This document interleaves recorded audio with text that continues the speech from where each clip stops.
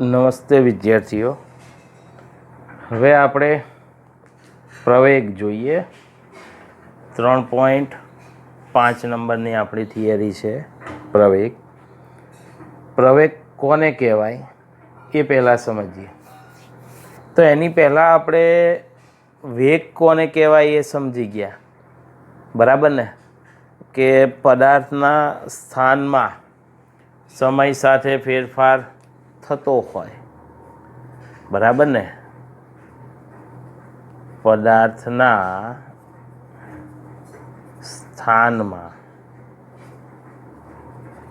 સમય સાથે થતા ફેરફારને શું કહે છે? તો વેગ કહે છે, બરાબર. અને આ જ રીતે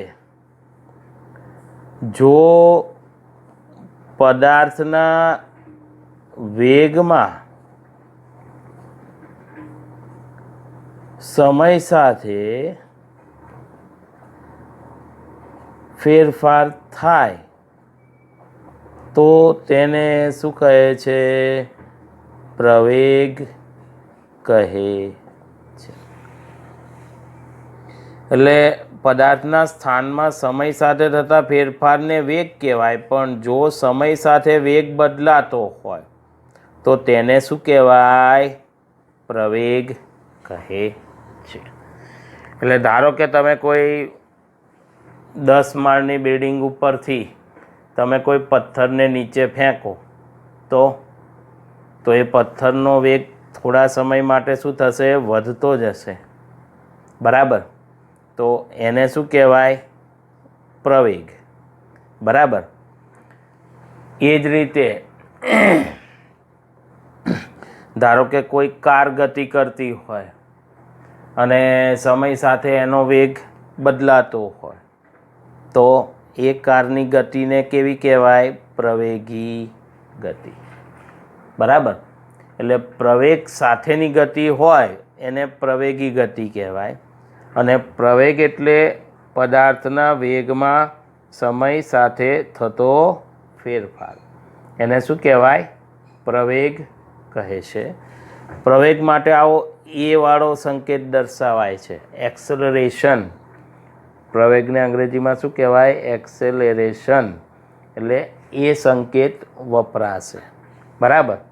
અને અહીંયા પણ પહેલાં આપણે સરેરાશ પ્રવેગ શોધીશું, એના પછી તત્કાલીન પ્રવેગ લઈશું, બરાબર. તો પહેલાં સરેરાશ પ્રવેગ લઈએ. સરેરાશ માટે એ બારની નિશાની ઉપર, એટલે એ બાર ઇઝ ઇક્વલ ટુ તો વેગમાં થતો ફેરફાર છેદમાં સમયગાળો, બરાબર. અને વેગમાં થતો ફેરફાર એટલે અંતિમ વેગ માઇનસ પ્રારંભિક વેગ. સમયમાં થતો ફેરફાર એટલે અંતિમ સમય માઇનસ પ્રારંભિક સમય, બરાબર. તો આ સરેરાશ પ્રવેગ, બરાબર. એટલે આ અંતિમ વેગ છે v2, v1 પ્રારંભિક વેગ, પ્રારંભિક સમય t1, અંતિમ સમય t2. એટલે આ t1 સમયનો વેગ v1, t2 સમયનો વેગ v2. એટલે પ્રારંભિક સમયનો વેગ પ્રારંભિક વેગ, અંતિમ સમયનો વેગ એ અંતિમ વેગ કહેવાય, બરાબર. તો વેગ ઉપરથી પ્રવેગ મળે અને પ્રવેગનો SI એકમ કયો થાય? તો પછી વેગનો એકમ મીટર પ્રતિ સેકન્ડ અને છેદમાં 1 સેકન્ડ આવ્યું તો પ્રવેગનો SI એકમ થાય મીટર પ્રતિ સેકન્ડ સ્ક્વેર. એટલે આ રીતે લખાય, metre into second raise to -2, બરાબર. તો આ પ્રવેગનો SI એકમ છે મીટર પ્રતિ સેકન્ડ સ્ક્વેર, બરાબર છે. હવે પ્રવેગ માટે આલેખ લેવાનો છે. પ્રવેગ વિરુદ્ધ સમયનો આલેખ દોરવાનો છે, બરાબર. પણ એ આલેખ માટે આગળ આપણે જે વેગ વિરુદ્ધ સમયનો આલેખ દર્શાવ્યો છે એની અહીંયા જરૂર પડશે, કેમ કે સમયગાળા જોશે અને વેગ પણ જોશે. એટલે આગળની આકૃતિ જે આપણી ચોપડીમાં છે 3.7 નંબરવાળી આકૃતિવાળો જે આલેખ આપ્યો છે, કયો છે? તો વેગ વિરુદ્ધ સમયનો જે આલેખ આપ્યો હતો એ આલેખ અહીંયા જોશે અને એના ઉપરથી આપણે પ્રવેગ વિરુદ્ધ સમયનો આલેખ દોરીશું, બરાબર. તો પહેલાં એ આલેખ અહીંયા આપણે દોરી નાખીએ. તો જો આલેખ આપણે આગળની 3.7 વાળી આકૃતિવાળો મેં દોર્યો છે. વેગ મીટર પ્રતિ સેકન્ડમાં છે, વિરુદ્ધ સમય t સેકન્ડમાં છે. તો જો આવો આલેખ મળ્યો છે. હવે આના ઉપરથી આપણે કયો આલેખ દોરવો છે? પ્રવેગ વિરુદ્ધ સમયનો આલેખ, બરાબર. તો એના માટે જુદા જુદા સમયગાળા માટે આપણે પ્રવેગ લઈએ, બરાબર ને. પહેલો સમયગાળો લીધો છે 0 સેકન્ડથી 10 સેકન્ડનો, એટલે સમય t1 0 અને t2 એ કયો 10 સેકન્ડ. તો આકૃતિમાં જુઓ, આ 0 સેકન્ડે 0 સેકન્ડે વેગ v1 બરાબર કેવો છે? 0 છે. અને આ 10મી સેકન્ડે જો, તો 10મી સેકન્ડ માટે તો 10મી સેકન્ડે વેગ અહીંયા કેટલો છે? 25 મીટર પ્રતિ સેકન્ડ. એટલે v2 બરાબર શું લખીશું? 25 મીટર પ્રતિ સેકન્ડ. ચલો, તો આ આપણો સરેરાશ પ્રવેગ મળશે અહીંયા કયા ગાળા માટે? 0 થી 10 સેકન્ડના ગાળા માટે. સૂત્ર v2 minus v1 upon t2 minus t1, વેગનો ફેરફાર ભાગ્યા સમયગાળો એટલે સરેરાશ પ્રવેગ આપે. આ રીતે વ્યાખ્યા આપી છે, વેગનો ફેરફાર અને સમયગાળાના ભાગાકારને સરેરાશ પ્રવેગ આપે છે. પહેલાં આ રીતની વ્યાખ્યા આપતા હતા, બરાબર. ચલો, તો સરેરાશ પ્રવેગ શોધીએ. v2 એટલે 25 માઇનસ v1 એટલે 0 છે, t2 એટલે 10 માઇનસ t1 એટલે 0 છે. તો જવાબ કેટલો આવશે? 2.5 મીટર પ્રતિ 25 ભાગ્યા 10, 2.5 મીટર પ્રતિ સેકન્ડ સ્ક્વેર, બરાબર. તો આ પહેલો સમયગાળો હતો 0 થી 10 સેકન્ડનો, એમાં આપણને પ્રવેગ આટલો મળ્યો. આટલો પ્રવેગ મળ્યો એનો અર્થ શું થયો? ખબર પડી કે દર 1 સેકન્ડે 2.5 મીટર પ્રતિ સેકન્ડ જેટલો વેગ વધે છે. વેગ સમય સાથે વધતો જાય છે. કેમ? કેમ કે પ્રવેગ ધન આવ્યો છે. પ્રવેગ ધન હોય ક્યારે? વેગ ધન હોય ત્યારે, બરાબર. તો વેગ સમય સાથે વધે છે એટલે પ્રવેગ ધન છે, બરાબર ને. ચલો, હવે બીજા નંબરમાં જોઈએ તો સમયગાળો આપણે ચોપડીમાંથી જ લઈએ ને, જે આપ્યા છે. સમયગાળો લીધો છે 10 સેકન્ડથી 18 સેકન્ડનો. એટલે હવે સમય પ્રારંભિક કયો ગણવાનો? t1 10 second. અંતિમ સમય t2 કયો ગણીશું? 18 સેકન્ડનો, બરાબર. તો 10 સેકન્ડે વેગ કેટલો છે આમાંથી જોઈ લો.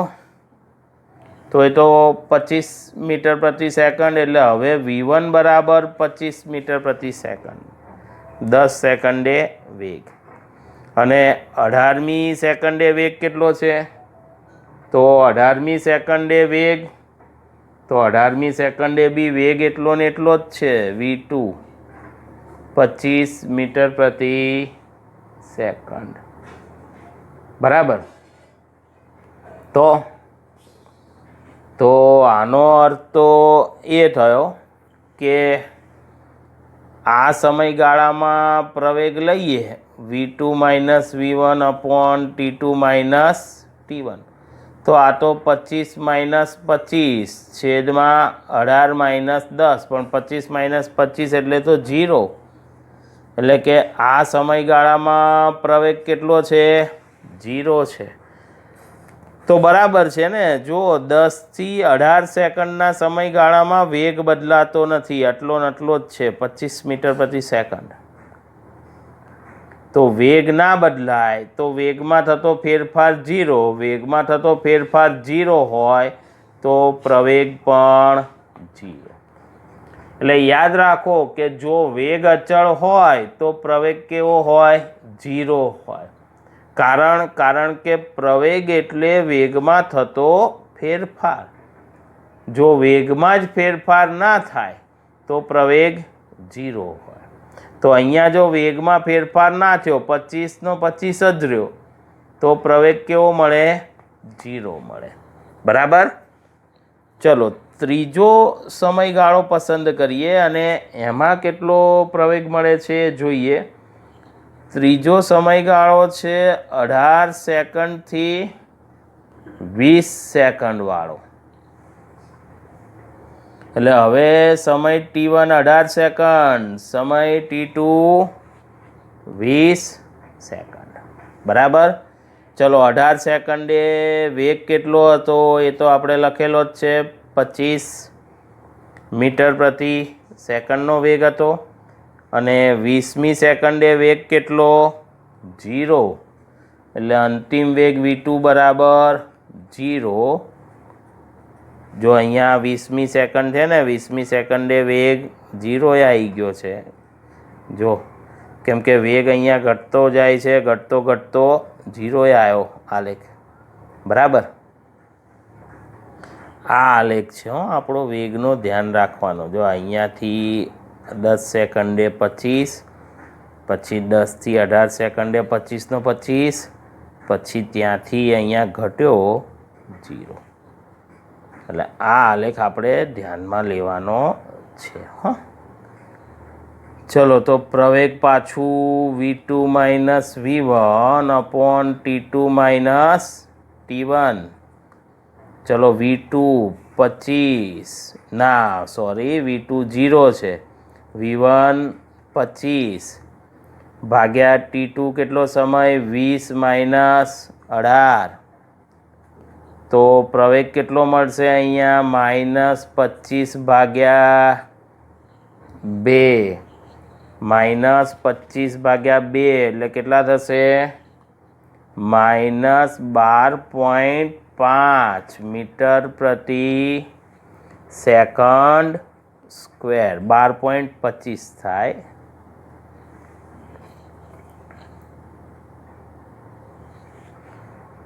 બરાબર? જો માઇનસ આવ્યો પ્રવેગ, કેમ પ્રવેગ માઇનસ આવ્યો ભાઈ? કારણ કે વેગ સમય સાથે ઘટે છે, એટલે અહીંયા વેગ કેવો છે? વેગ ઋણ છે. વેગ ઋણ હોય તો પ્રવેગ પણ ઋણ આવે. આ યાદ રાખવાનું.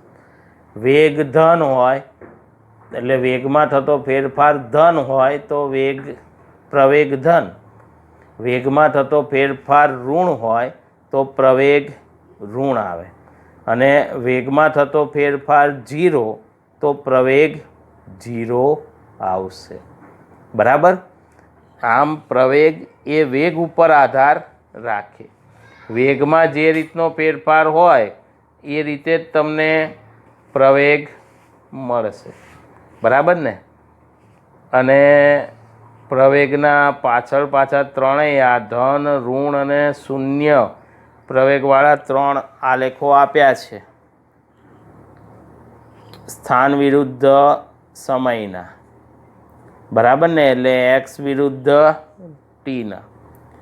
તો જો આ આલેખ આપ્યો છે, તો આ આલેખ દર્શાવે છે કે આમાં પ્રવેગ ધન છે. કેમ કે સમય સાથે સ્થાનાંતર વધતું જાય છે, એટલે આમાં વેગ ધન હશે. વેગ ધન તો પ્રવેગ ધન. બરાબર? પછી બીજો આલેખ આપણને x વિરુદ્ધ t નો આપ્યો છે, આવો આપ્યો છે. આમાં સમય સાથે સ્થાનાંતર ઘટતું જાય છે એટલે આમાં વેગ કેવું હશે? ઋણ. વેગનો ફેરફાર ઋણ હશે. વેગનો ફેરફાર ઋણ તો પછી પ્રવેગ પણ ઋણ હશે. બરાબર. અને ત્રીજો સ્થાન વિરુદ્ધ સમયનો આલેખ એ આ રીતનો આપેલો છે એટલે આમાં વેગ કેવો છે? વેગમાં થતો ફેરફાર 0 છે કેમ કે અચળ વેગ છે. વેગમાં થતો ફેરફાર 0 હોય તો પ્રવેગ પણ 0 થાય. એટલે આ ધન પ્રવેગવાળો આલેખ છે, આ ઋણ પ્રવેગવાળો આલેખ છે અને આ જે આલેખ છે એ શૂન્ય પ્રવેગવાળો આલેખ છે. બરાબર. એટલે ધન પ્રવેગ, ઋણ પ્રવેગ અને શૂન્ય પ્રવેગવાળો આલેખ આપણને આપેલો છે. બરાબર. આ તો આપણે હજી સરેરાશ પ્રવેગની ચર્ચા કરીએ છીએ. સરેરાશ પ્રવેગ ઉપરથી તત્કાલીન કે તાત્ક્ષણિક પ્રવેગ લઈ શકાય. બરાબર ને? તો તત્કાલીન કે તાત્ક્ષણિક પ્રવેગ લેવા માટે તત્કાલીન કે તાત્ક્ષણિક તો આપણે આગળ સમજી ગયા કે કોઈ પણ સરેરાશ ભૌતિક રાશિ હોય એના ઉપરથી તત્કાલીન કે તાત્ક્ષણિક રાશિ કેવી રીતે મળે તો એ આપણે સમજી ગયા કે એમાં શું કરવું પડે? લિમિટ મૂકવી પડે. Limit delta T tends to 0. પ્રવેગ કયો હતો? Delta V upon delta T. તો સરેરાશ પ્રવેગના સૂત્રમાં જો લિમિટ મૂકવામાં આવે તો એ શેમાં ફેરવાઈ જાય છે? તત્કાલીન કે તાત્ક્ષણિક પ્રવેગમાં. બરાબર. અને લિમિટ મૂકો એટલે આનું શું થઈ જાય? વિકલન થઈ જાય. તો પ્રવેગ ખાલી એ લખ્યું એટલે તત્કાલીન કે તાત્ક્ષણિક જ હોય એવું આપણને ખબર છે. ખાલી પ્રવેગ કહીએ એટલે તત્કાલીન કે તાત્ક્ષણિક જ હોય. સરેરાશ હોય તો ઉપર બારની નિશાની મૂકવી પડે અને લખવું પડે કે આ સરેરાશ પ્રવેગ છે. સમજાયું? તો ડેલ્ટા વી બાય ડેલ્ટા ટીમાં લિમિટ મૂકો એટલે આ શું થઈ જાય? DV by DT. બરાબર. એનો અર્થ એ થયો કે આ છે વેગનું સમયની સાપેક્ષે વિકલન. આ શું છે? વેગનું સમયની સાપેક્ષે વિકલન. અને વેગનું સમયની સાપેક્ષે વિકલન કરવાથી કઈ રાશિ મળે? પ્રવેગ મળે છે. તો આ છેક સુધી તમે જ્યાં સુધી ફિઝિક્સ ભણો ત્યાં સુધી આ બધું યાદ રાખવું પડે કે વેગનું સમયની સાપેક્ષે વિકલન કરવાથી પ્રવેગ મળે છે. એટલે ડીવી બાય ડીટી બરાબર એ પ્રવેગ થાય. અંશમાં જે હોય એનું છેદની સાપેક્ષે વિકલન કહેવાય. બરાબર ને? એટલે વેગનું સમયની સાપેક્ષે વિકલન અથવા વેગનો સમયની સાપેક્ષે વિકલિત ગુણક એવો શબ્દ આપણે વાપરીએ છીએ. બરાબર. અથવા આપણે છેદમાં સમય છે તો સમય દર લખાય ને, એટલે આને આવું કહેવાય કે વેગના ફેરફારનો સમય દર બરાબર પ્રવેગ. શું કહેવાય આને? વેગના ફેરફારનો સમય દર એ આપણને શું આપે છે? પ્રવેગ આપે છે. બરાબર. સમજાયું? અને હજી પણ આમાં આપણને આલેખ ઉપરથી બીજા પ્રવેગના આલેખો લેવાના છે. બરાબર ને? પણ હવે આકૃતિ જે ધ્યાનમાં લેવાની છે એ આગળની 3.1 3 વાળી આકૃતિ જે છે આપણે આગળ ભણ્યા હતા ને, કઈ એક્સ વિરુદ્ધ ટીના આલેખ વાળી, એ આકૃતિ અહીંયા ધ્યાનમાં લેવાની છે, બરાબર. અને એના ઉપરથી આપણે પાછી પ્રવેગની અને વેગની ચર્ચા કરીશું, બરાબર. તો એ અહીંયા આપણે આલેખ પાછો દોરવો પડશે. જો આ રીતે એ આલેખ આપેલો છે,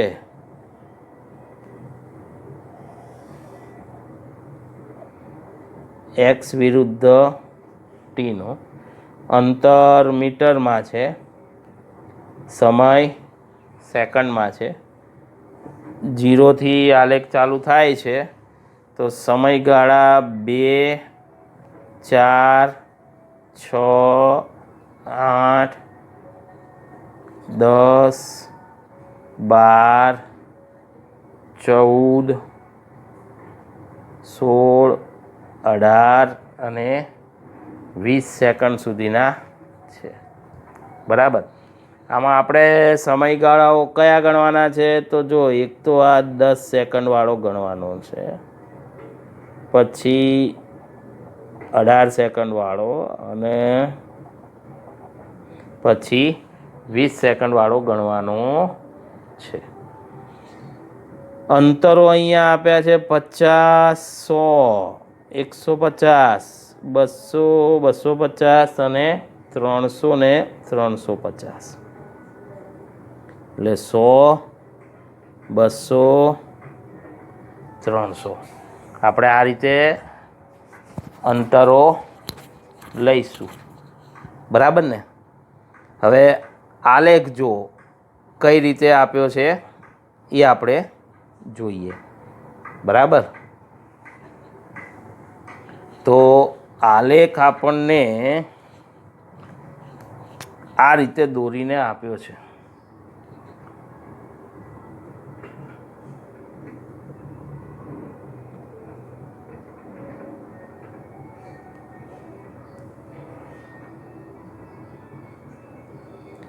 અહીંયાથી આમ જાય છે અને અહીંયાથી આમ, આવો આલેખ આપણને ત્યાં દોરીને આપ્યો છે, બરાબર. હવે આ આલેખની આપણે ચર્ચા કરવાની છે, બરાબર. આપણે શું કરવાનું છે? આ આલેખની ચર્ચા કરવાની છે. તો આ આલેખ ઉપરથી આપણે વેગ વિરુદ્ધ સમયના આલેખો દોરવાના છે અને એના ઉપરથી આપણે કહેવાનું છે કે પ્રવેગ ધન છે, વેગ ધન છે કે ઋણ, અને એના ઉપરથી પ્રવેગ ધન છે કે ઋણ, બરાબર. તો સમયગાળાઓ પહેલાં આપણે લીધા હતા એના એ જ છે. પહેલો 0 સેકન્ડથી 10 સેકન્ડ, 0 સેકન્ડથી 10 સેકન્ડમાં જો અંતર સમય સાથે વધતું જાય છે, સ્થાનાંતર સમય સાથે વધતું જાય છે. જો સ્થાનાંતર સમય સાથે વધતું હોય તો એનો વેગ વિરુદ્ધ સમયનો આલેખ કેવો મળશે? તો એનો વેગે સમય સાથે આ રીતે વધતો જાય ને, સ્થાનાંતર વધતું જાય છે એટલે, બરાબર. આ પ્રારંભિક વેગ 0 અહીંયાથી ચાલુ થયું, બરાબર. તો આ કિસ્સામાં વેગમાં થતો ફેરફાર કેવો છે? ધન. તો આ કિસ્સામાં પ્રવેગ કેવો હશે? ધન, કેમ કે વેગ સમય સાથે વધતો જાય છે. એટલે આમાં પ્રવેગ કેવો હશે? ધન હશે, બરાબર. ચલો પછી બીજો કિસ્સો લઈએ. તો બીજા કિસ્સામાં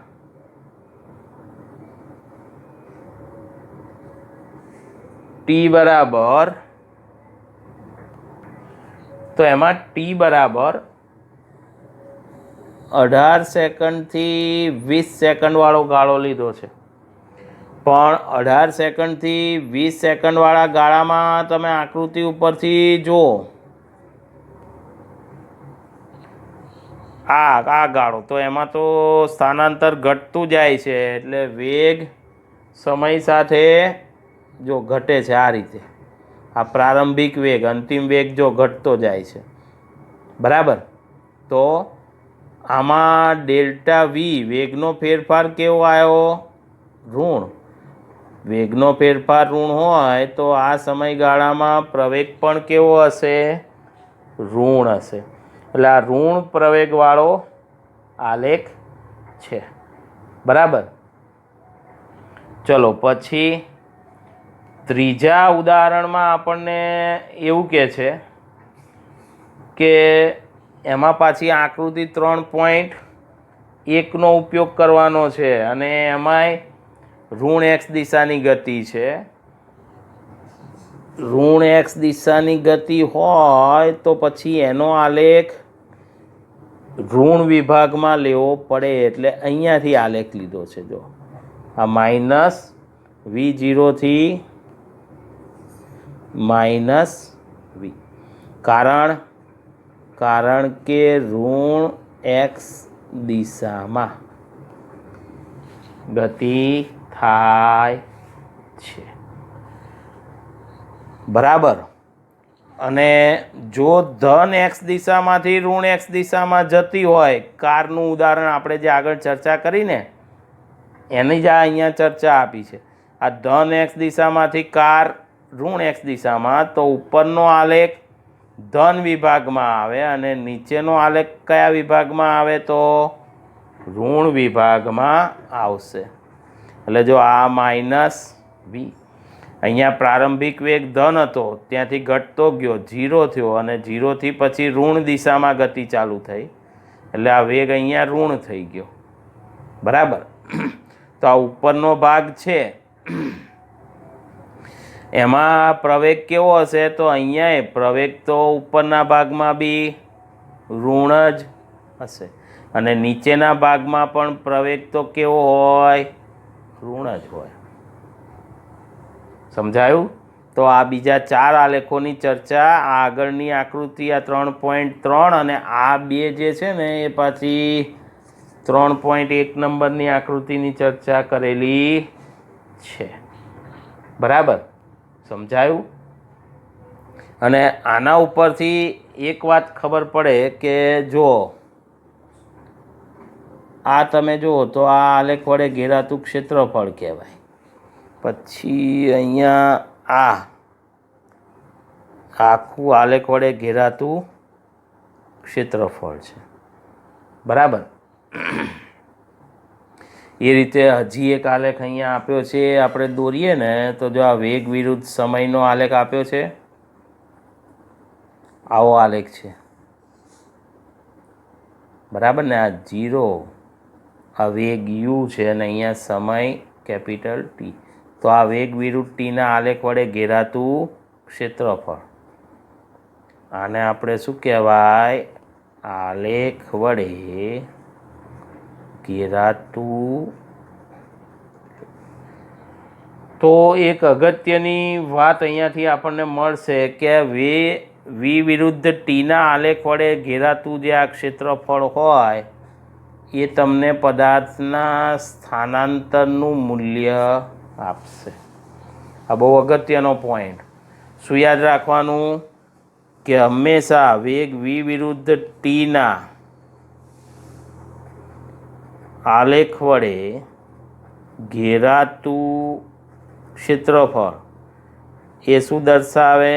તો એ પદાર્થનું સ્થાનાંતર દર્શાવે છે, બરાબર. વી વિરુદ્ધ ટીના આલેખ વડે ઘેરાતું ક્ષેત્રફળ શું દર્શાવે? પદાર્થનું સ્થાનાંતર. આનો આપણે દાખલાઓમાં ઉપયોગ કરીશું.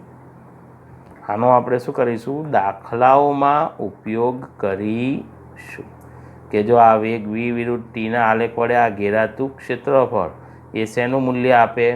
તો એ પદાર્થના સ્થાનાંતરનું મૂલ્ય. અને ધારો કે જો આ ક્ષેત્રફળ એક ત્રિકોણ બન્યો ઓ એ બી, તો આલેખ વડે ઘેરાતું ક્ષેત્રફળ બરાબર ત્રિકોણ શું લખાય? ઓ એ બીનું ક્ષેત્રફળ બરાબર જવાબ શું આવે? સ્થાનાંતર. ત્રિકોણનું ક્ષેત્રફળ કેવી રીતે મેળવાય? તો 1/2 પાયો ગુણ્યા વેધ. એવી રીતે અહીંયા લંબચોરસ થઈ ગયો છે, બરાબર ને? તો લંબચોરસનું ક્ષેત્રફળ લંબાઈ ગુણ્યા પહોળાઈ L/B બરાબર જવાબ શું આવે? સ્થાનાંતર પદાર્થનું. તો V વિરુદ્ધ Tના આલેખ વડે ઘેરાતું ક્ષેત્રફળ એ પદાર્થનું સ્થાનાંતર દર્શાવે છે. આ અગત્યનો પોઈન્ટ યાદ રાખવાનો, બરાબર?